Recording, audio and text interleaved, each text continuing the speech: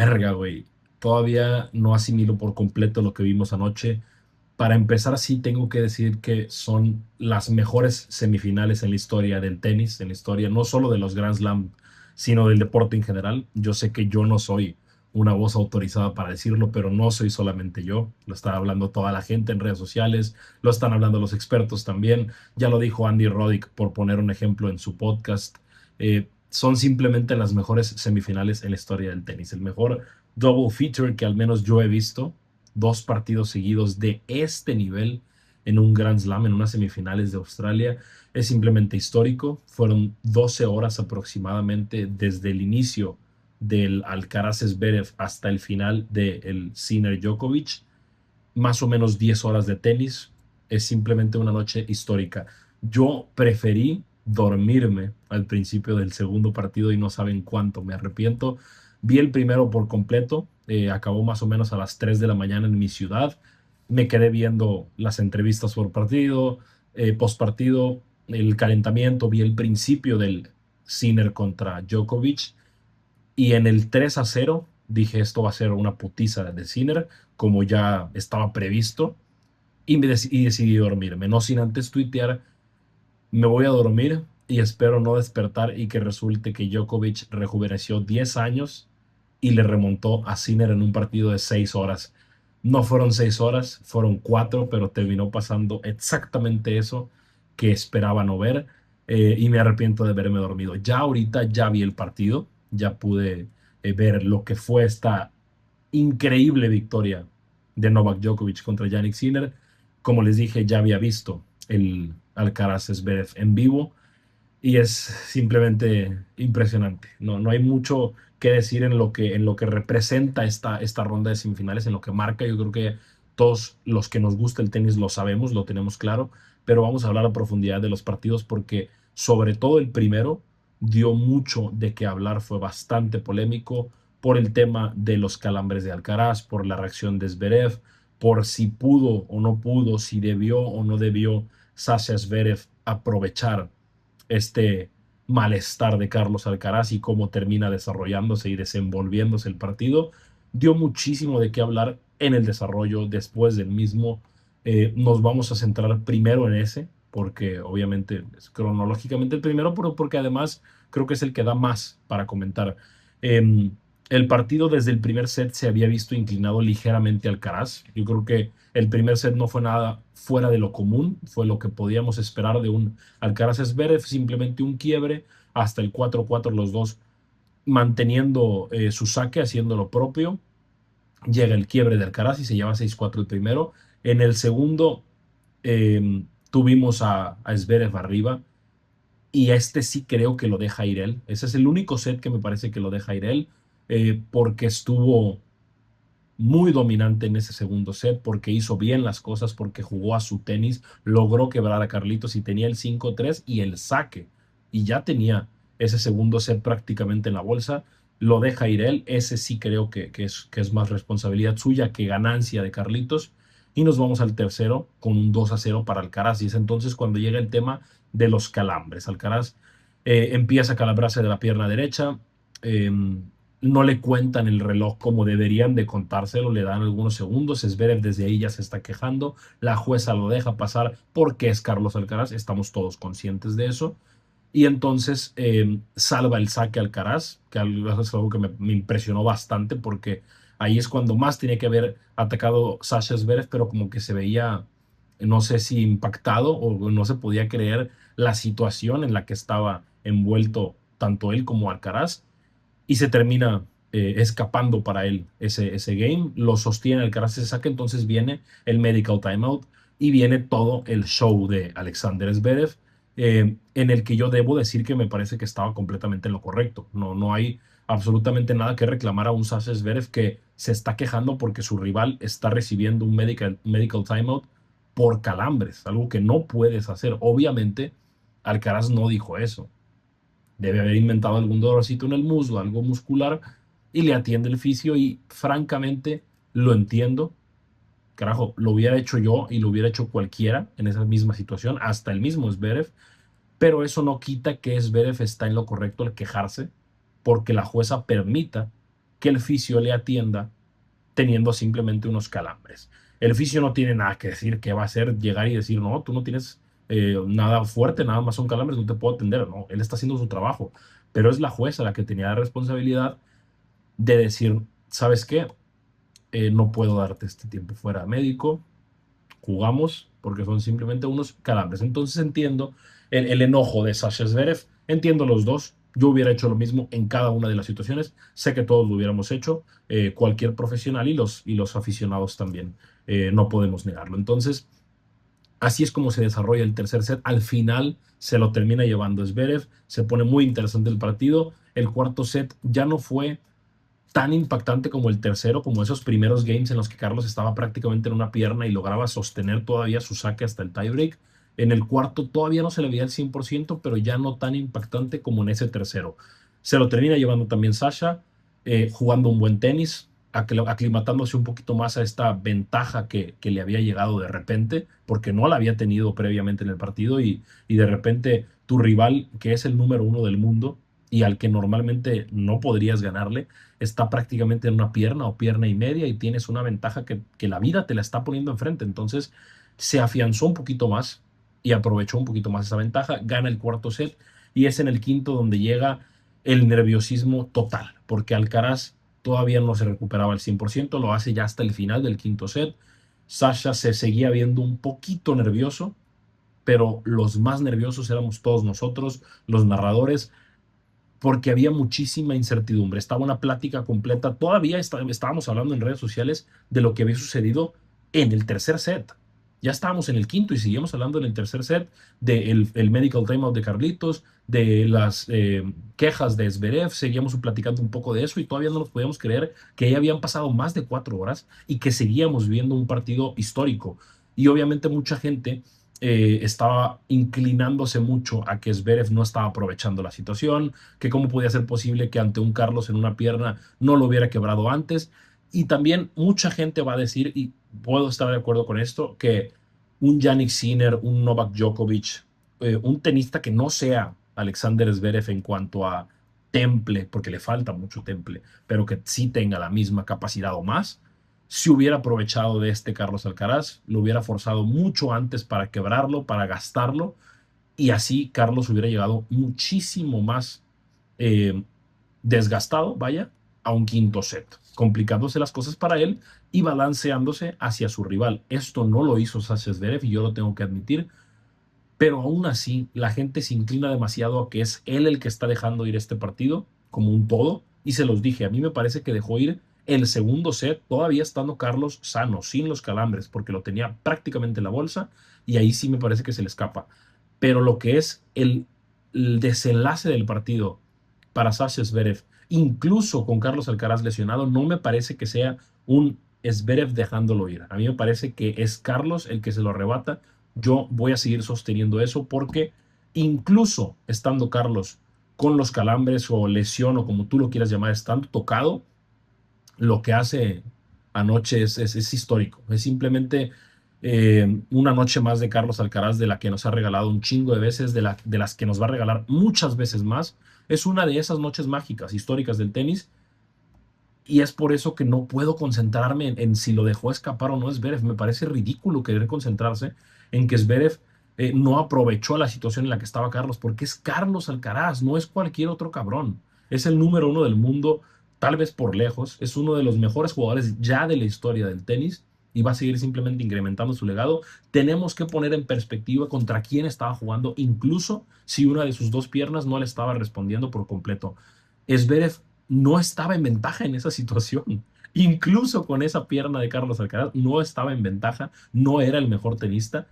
Hizo todo lo que estaba en su posición, todo lo que estaba en su talento y no le alcanzó. Y la verdad es que yo no puedo reclamarle nada al número 3 del mundo que jugó este partido como lo jugó frente a Carlos Alcaraz. Anoche, a diferencia de muchas noches anteriores, Alexander Zverev jugó como lo que es un número 3 del mundo y yo me quedo totalmente con eso. No voy a desgastar mi tiempo hablando de que el partido se definió porque Sasha es un cagón, porque es un pecho frío, porque lo dejó ir. El partido se definió con un Alexander Zverev jugando el mejor nivel que podía dar en un partido de 5 horas y media, cuando tu saque está destrozado, cuando ya apenas eres un andariego por la cancha, y con un Carlos Alcaraz histórico, sacando una hazaña de libro que jamás nos hubiéramos ni imaginado, que ni siquiera un guionista la puede hacer. Yo me quedo con eso, con uno de los partidos, de los mejores partidos que he visto de Grand Slam, por lo menos en los últimos años, y con una noche en la que Carlos Alcaraz nos recuerda en la clase de jugador que es.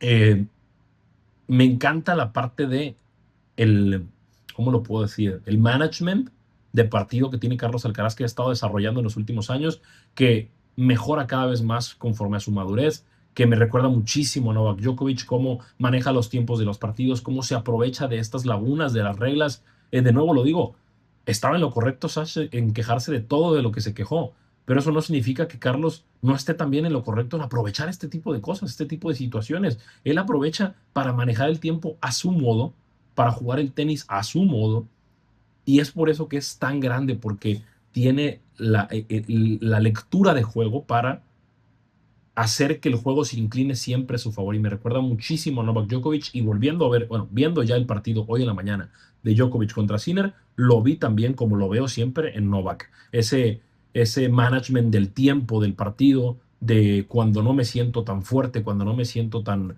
no me siento al 100% en los puntos, en los saques, ya sean míos o del otro. Ahí es donde dosifico un poquito, regalo 2, 3 puntos, me concentro en mi saque, en lo que sí puedo hacer, me tomo mis 20 segundos en vez de tomarme 15, me aprovecho que si el fanático hizo ruido justo antes de mi saque, vuelvo a ajustar y tengo otros 10, 15 segundos. Eso es Novak Djokovic, eso ha sido siempre y a mucha gente no le va a gustar, pero esa es precisamente la razón por la que a sus 38 años está en una final de Grand Slam. Más allá vamos a meternos ahora sí por completo a lo que fue el partido Djokovic contra Sinner, más allá de si Menchik no jugó los octavos de final, de si Musetti se retiró en los cuartos de final y no se merecía estar ahí Novak Djokovic, más allá de todas esas cosas que podamos decir de qué pasó antes, Novak estaba en unas semifinales de Grand Slam porque él no se lesionó. A sus 38 años, él sí se pudo sostener en la cancha, como no lo hizo Menchik, como no lo hizo Musetti. Y tal vez, de haber estado sanos, lo hubieran eliminado, tal vez.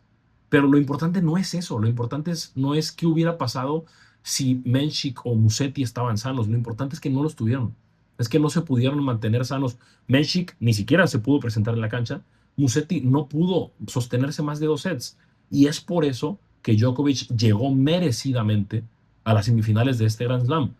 Ahora, la manera en que dosifica de nuevo los partidos, los tiempos, en que si sabe que se está viendo rebasado por un momento del partido, un punto de presión, cómo controla por completo el saque, retrasa unos segundos el acercarse a la cancha, de nuevo se aprovecha si un aficionado hizo un ruido, la afición está completamente con él, eso siempre ha sido así en Australia y siempre va a ser, aunque Jannik Sinner sea el bicampeón, estaban volcados con él y eso también le ayuda de cierta manera a inspirarse y trae esta narrativa de lo que le había dicho el reportero en la rueda de prensa en la semana, que si estás persiguiendo a Jannik Sinner, a Carlos Alcaraz, todo esto es motor para Novak Djokovic.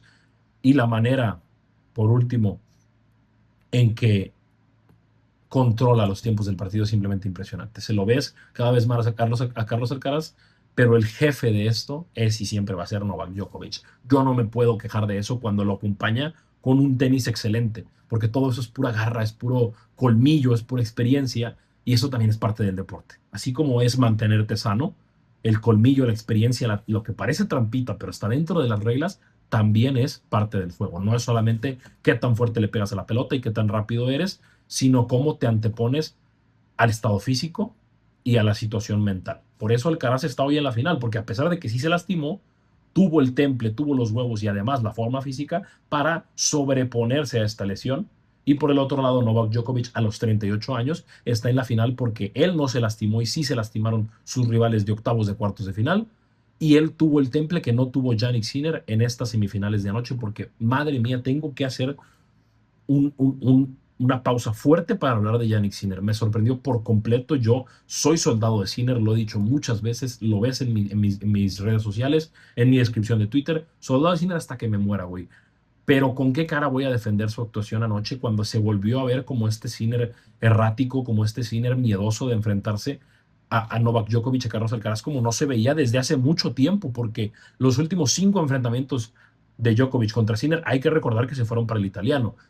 Hace mucho tiempo que no le veíamos esta cara dubitativa, esta cara nerviosa a Jannik Sinner, y sí se le vio en este último partido, y Novak Djokovic se lo comió en un totopo al ver esta situación por la que atravesaba Jannik Sinner. Lo que más me impresiona a mí es, aquí lo tengo, el dominance ratio es una locura, 1.28 para Jannik Sinner, 0.78 para Djokovic. Los puntos de presión, 73% de ganados para Djokovic. Ahí es donde se resume por completo el partido. Eh, Dominó casi todos los números Jannik Sinner, el dominance ratio, los winners, menos errores no forzados, cada aspecto del partido lo dominó, pero en los puntos de presión, un 73% se inclinó para Novak Djokovic. Eso te resume las 4 horas de partido a la perfección, que Novak Djokovic supo manejar estos momentos de alta presión en una semifinal de Australia, y Jannik Sinner, que yo pensaba que ya había dejado atrás esos 2 días de nerviosismo y de duda, volvió a ser el niño que era hace tal vez 3 años, ante la cara de un Novak Djokovic que estaba completamente volcado en búsqueda de su Grand Slam número 25. Voy a cerrar hablando de lo que representa esta final. No voy a dar todavía una predicción porque creo que es de pronóstico reservado. No sé si siquiera la voy a tener de aquí al domingo, o si va a llegar la hora del partido y simplemente me voy a sentar a disfrutarlo. Pero sí quiero hablar de lo que representa el partido. Es una última oportunidad, y es que ya hasta me pesa, me siento hasta osado al decir que esta puede ser la última final de Grand Slam Djokovic-Alcaraz, porque pensamos que ya no iba a haber más y nos han regalado una más. ¿Y con qué cara voy a decir que puede ser la última? Ya no me consta si va a ser la última o no. Capaz si en un año ahí vemos otra vez a Novak, y Alcaraz ahí va a seguir estando, eso me queda claro, pero no sabemos si esta fue la última de Novak, no sabemos si va a jugar en 2 o 3 más, no sabemos si en 2 años le vamos a ver una final. Puede pasar lo que sea con el mejor de todos los tiempos. Si una cosa me queda clara es que hay que aprovechar ahorita que tenemos esta final de Grand Slam entre Carlos Alcaraz y Novak Djokovic, y por lo que están buscando. Por un lado, lo sabemos todos, Alcaraz busca ser el jugador más joven en toda la historia en conseguir el Grand Slam de carrera, ganar los 4 torneos principales del tenis. Y por el otro lado, Novak Djokovic empujando unos últimos años, anteponiéndose a opiniones estúpidas de que está persiguiendo en el ocaso de su carrera a Alcaraz o a Sinner, cuando ellos quieren o aspiran a ser simplemente una pizca de lo que él representa para el tenis, demostrando que no necesita demostrar, pero demostrando aún así a la prensa, a los aficionados, a los otros jugadores, quién es Novak Djokovic y por qué es el mejor de todos los tiempos, y empujando mientras todavía le queda gasolina para conseguir un Grand Slam más, solo uno más, y cerrarlo en 25, porque 24 ya es una locura, 24 ya es más que cualquier otro, pero 25 suena mucho mejor. Eso es lo que tenemos este domingo, un Career Grand Slam para el más joven en toda la historia si lo consigue Alcaraz, o los 25 Grand Slams de Novak Djokovic, que de nuevo podría ser el último, pero ¿con qué cara voy a decir que va a ser su última oportunidad si no esperábamos nunca que llegara este partido? Y aquí está una vez más el rey del deporte. Eh, para cerrar, ¿qué más puedo decirles? Simplemente el tenis es una locura, es el mejor deporte de todo el mundo, es el deporte que más se disfruta ver, y si no te gusta el tenis o si no te has acercado a él, estas noches son en las que tienes que estar para convencerte de la grandeza de deporte que es el deporte blanco. Vamos a seguir muy pendientes de lo que es este cierre de Grand Slam, porque la final del domingo va a ser simplemente una locura. Tiene mucha presión esta final por lo que acaba de pasar anoche, pero me queda claro que si salen a jugar lo mejor que pueden jugar Novak y Carlitos, no los van a fallar y vamos a tener un partidazo.